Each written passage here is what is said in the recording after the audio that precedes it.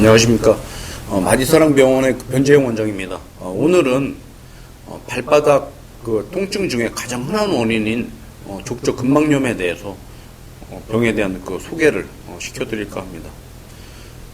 족저 근막염 자체는 아주 그렇게 흔한 병은 아니지만은 막상 이 병으로 이제 불편하신 분들을 보면은 잘 낫지도 않고 꽤 심한 통증과 불편감을 야기를 하는데, 주로 이제 아침에 일어나서 첫 발을 디딜 때나 오랫동안 앉아있다가 첫 발을 디딜 때, 또는 이제 오랫동안 발을 쓴 뒤에도 오후에도 이제 발을 디디거나 그럴 때 그 통증이 이제 아주 좀 짜증나는 통증이라고 얘기를 하시는데, 꼭 이제 어떤 분들은 돌에 쏘인 것 같다, 벌에 쏘인 것 같다, 칼날에 찔린 것 같다 하는 아주 예리한 통증을 일으키고 있고요.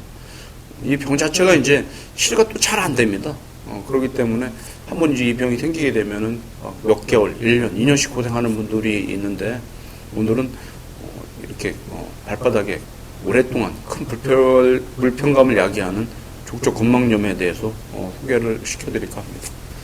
먼저 족저 근막이라는 구조물에 대해서 잠깐 말씀을 드릴게요. 족저 근막은 지금 그림에서 보시는 바와 같이 발바닥에 피부에 가깝게 있는 얇은 막이 되겠습니다. 근데 아주 얇지는 않고요. 두께가 어느 정도는 되는데, 우리가 엄지발가락을 발등 쪽으로 이렇게 젖히고 발바닥을 만져보면 타이트한 밴드 같은 구조물이 있는데, 이것이 족저 근막이 되겠고, 족저 근막은 어떤 역할을 하냐면은, 우리가 발바닥에 이렇게 아치같이 이렇게 발등으로 이렇게 올라와 있지 않습니까? 발바닥에서도 이렇게 올라와 있죠. 위쪽으로. 이렇게 아치를 잡아주는 구조물로서 발등의 관절의 안정성을 유지하는 그런 구조물이 되겠고, 그거 이외에도 발바닥 안쪽에 있는 근육이나 신경, 혈관들을 보호하는 그런 역할을 하고 있는 것이 족저 근막이 되겠습니다. 족저 근막은 발 뒤꿈치 쪽에서는 주로 종골, 뼈에 좁게 붙어 있는 반면에, 앞쪽으로는 발바닥에 뼈에 이렇게 넓게 퍼져서 붙어 있는 그런 구조물이 되겠습니다. 앞서 말씀드렸듯이 앞쪽에는 넓게 붙고 뒤쪽에는 좁게 붙는다고 말씀을 드렸는데, 족저 근막염이 주로 생기는 부위는 뒤쪽에 종골의 뼈에 붙는, 좁게 붙는 부위가 되겠습니다. 아무래도 넓게 붙는 부위보다는 좁게 붙는 부위에 대부분 염증도 생기고 손상이 쉽게 오는 이유가 그런 이유가 되겠습니다. 가끔은 중간 부위에서도 염증이 생기기도 하는데, 지금 그림에서 보시는 바와 같이 주로 생기는 부위는 근막이 뼈에 붙는 뒤꿈치에 가까운 부위에서 발바닥 쪽에 주로 통증을 일으킨다고 이해하시면 될 것 같습니다.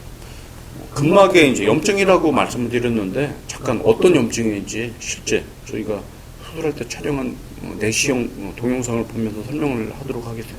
지금 보시는 부위가 너덜거리는 부위가 족저 근막이 되거든요. 막상 염증이 생기면은 처음에는 염증을 일어나는 이제 손상만 있다가 시간이 지나면서 조직들이 조금씩 파열이 되면서 진행이 되는데, 지금 영상에서 보시는 바와 같이 너덜거리는 손상 조직이 족저 근막염물이나 염증이라고 이해하시면 될 것 같고요. 이렇게 이제 염증이 진행이 되면은 주위에 있는 뼈도 더 자라게 되는데, 주로 근막이 붙는 종골 뼈에서 뼈가 더 자라는데, 우측에 보시는 것이 정상적인 사람의 뼈라면은, 좌측에 보시는 것은 실제 족저 근막염이 꽤 진행이 된 부분에 엑스레이가 되는데, 앞쪽으로 뾰족하게 뼈가 자라 있는 것을 볼 수가 있죠. 만약에 이렇게 엑스레이 촬영을 했는데 뼈가 이렇게 자라 있는 것을 볼 수 있다면은 꽤 오래전부터 진행된 만성적인 족저 근막염이라고 이해를 하면은 좋을 것 같습니다. 막상 이제 이런 족저 근막염물이란 통증이 있는 분들이 오게 되면은 엑스레이 촬영도 하게 되지만, 실제 염증이 얼마나 있는가를 확인하기 위해서는 우리가 초음파를 촬영을 하게 되는데, 초음파를 촬영하게 되면은 족저 근막 주위에 염증이 있어서 이렇게 많이 부어 있고, 심한 경우에는 족저 근막 주위를 이렇게 검게 염증을 일어난 물이 차 있는 것을 쉽게 확인할 수가 있기 때문에, 사실 족저 근막염을 진단하는 것은 그렇게 어렵지는 않습니다. 만약에 이제 만성적으로 되고 여러 가지 치료를 했음에도 효과가 없는 분들은 저희가 이제 좀 더 정확하고 정밀한 검사를 하기 위해서 MRI 촬영을 하기도 하는데, MRI 촬영한 사진을 보시면은 그림에서 보는 바와 같이 근막 주위가 검게 두꺼워져 있는 것을 볼 수가 있고요. 지금 옆에 보시는 MR 사진을 보면은 염증을 인해서 부어 있는 것을 볼 수가 있기 때문에 MRI 촬영을 하게 되면 얼마나 심한 염증이 주위에도 퍼져 있는 것도 쉽게 알 수가 있습니다. 이제 사실 중요한 것은 족저 근막염이 왔을 때 어떻게 치료하는가가 이제 사실 중요할 것 같은데, 앞서 말씀드렸듯이 족저 근막염 자체는 근막에 생기는 염증인데, 이것들이 주로 이제 그 근막염이 생기는 분들이 주로 있습니다. 어떤 분들이냐 하면은, 예를 들어서 평발인 분들은 족저 근막염이 잘 안 옵니다. 어떤 분들이 많이 오냐면은 아치가 높은 분들이 있거든요. 그 이유는 뭐냐면 아치가 높으면은 아무래도 족저 근막에 가는 그 스트레스가 많게 되겠고, 그럼 부하가 많이 걸리게 되겠죠. 그래서 초기 치료에는 이 근막에 가는 그 부하를 줄여주기 위한 역할을 할 수 있는 치료가 중요한데, 그 대표적인 것이 우리가 발바닥 패드가 되겠습니다. 이제 인솔이라고 하기도 하는데, 지금 보시는 사진은 저희 병원에서 이제 주로 처방을 해서 치료하고 있는 인솔이 되는데, 이 앞쪽에 이게 공기가 들어가 있습니다. 뒤쪽에는 이제 쿠션이 있어서 우리가 땅을 디디게 되면은 공기가 앞쪽으로 밀리면서 발바닥 아치를 잡아주는 역할을 해서 족저 근막에 가는 스트레스를 걸을 때마다 이게 낮춰주기 때문에 치료도 되고 예방도 될 수 있는 좋은 보조적인 그 패드가 되겠고요. 저희 병원에서도 많이 사용을 하고 있는데 효과가 좋아서 초기에 만약 환자분들이 오신다면 적극적으로 권해서 치료를 하고 있는 좋은 제품이 되겠습니다. 염증이 있다면은 저희가 이제 약물만 가지고는 치료가 잘 사실은 안 되고 있고, 염증 치료를 해야 되는데 저희들은 이제 증식 치료를 이용해서 초기 염증 치료를 하고 있고 효과가 꽤 좋습니다. 그래서 증식 치료는 이제 몇 차례 정도 시행을 할 수가 있고요. 만약에 증식 치료에 효과가 있는 분들이라면은 저희들은 이제 최충격파 치료를 하고 있는데, 최충격파 치료는 아마 좀 들어보셨을 것 같은데, 이제 회사 따라 아니면 제품에 따라 효과는 좀 차이가 있습니다만, 저희 병원에서는 포커스 타입의 최충격파 치료를 하고 있는데, 염증도 가라앉히고 손상된 조직을 재생할 수 있는 좋은 치료법이기 때문에 적극적으로 사용을 해서 좋은 결과를 얻고 있습니다. 만약에 이런 분들이 이제 치료가 잘 안 되거나 그러면은 저희가 이제 수술을도 권할 수 있는데, 지금 보시는 영상은 만성적으로 치료가 잘 안 되는 분들의 실제 수술할 때 촬영한 내시경 사진이 되는데, 너덜거리는 부위가 족저 근막염물이나 염증 있는 것이고요. 그 앞쪽에 하얀 그 돌출된 부위가 뼈가 자라 있는 것이거든요. 만약에 이렇게 염증도 심하고 뼈가 돌출되어 있다면은 사실 잘 안 나을 수도 있습니다.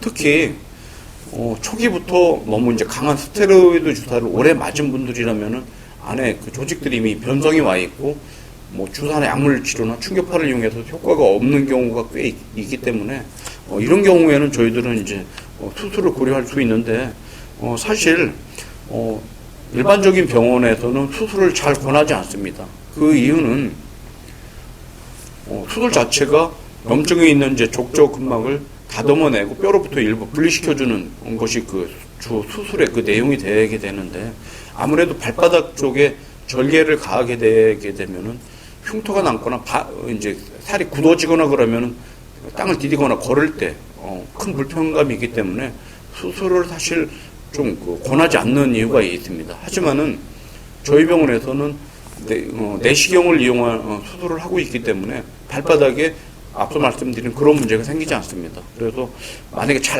낫지 않는 분들이라면은, 오래된 분들이라면은 저희가 이제 수술을 고려해서 적극적으로 시행을 하고 있는데, 요즘에 그 결과가 꽤 좋은 편입니다. 사실 족저 근막염 수술 자체가 아주 그렇게 뛰어난 수술의 결과를 얻는 수술법은 아닌데, 저희 병원에서 시행을 하고 있는 수술법에 대해서 잠깐 동영상을 몇 개 보여드리도록 하겠습니다. 우리가 이제 수술을 하게 되면은 절개 없이 내시경을 이용해서 수술하고 있고요. 지금 보시는 영상에서는 먼저 이제 족저 근막 염증을 다듬어내고, 앞서 말씀드렸듯이 뼈가 자라 있다고 말씀드렸지 않습니까? 뼈도 이렇게 제거를 하면서 수술을 진행을 하게 되겠고요. 이렇게 족저 근막의 염증과 뼈가 다 제거가 됐다면은 마지막으로는 주로 이제 통증을 일으키는 족저 근막의 안쪽을 뼈로부터 분리시켜주는 수술을 마지막에 시행을 하고 있습니다. 지금 보시는 영상이 안쪽에 일부분의 족저근막을 뼈로 분리시켜주는 그런 동영상이 되겠고요. 지금 보시는 영상은 염증도 제거가 되고 뼈도 다듬어져 있고 안쪽에 심줄을 일부 다듬어낸 수술의 그 동영상이 되겠습니다. 수술 후에 수술이 이제 잘 되어 있는가를 확인하기 위해서 엑스레이도 촬영을 하고 MRI 촬영도 하게 되는데 지금 보시는 것은 엑스레이 사진이고요. 수술 전에 뼈가 자라 있었다면 후에 뼈가 이렇게 제거가 된 사진을 확인할 수가 있습니다. 오늘은 족저근막염이라는 병에 대해서 병은 어떤 병이고 어떻게 치료하는 거가 좋을까에 대한 말씀을 드렸고요. 한 번 더 정리를 해드리자면은 족저근막염은 흔한 병은 아니지만은 막상 족저근막염이 생기게 되면은 꽤 불편하고 고통스러운 병이라는 것이고요. 또한 이거 치료가 잘 안 되는데 일단은 주사나 약물 치료가 우선시되는 것보다는 족저근막에 가는 스트레스를 좀 줄여주기 위해서 패드와 같은 아치의 스트레스를 줄여줄 수 있는 인솔을 사용하는 것을 권해드리고 초기에는 스테로이드 주사와 같은 후유증이 남는 주사 치료보다는 염증을 가라앉힐 수 있는 증시치료 같은 것이 좋을 것 같고요. 만약에 증시치료에 효과가 있다면 최충격파도 효과가 있을 것 같고 아주 심하고 이 병이 오래 진행이 됐다면 수술적인 치료가 고려가 돼야 되는데 절개를 이용한 수술보다는 내시경을 이용한 수술이 결과에 더 좋다는 것을 정리해드리고 싶습니다. 감사합니다.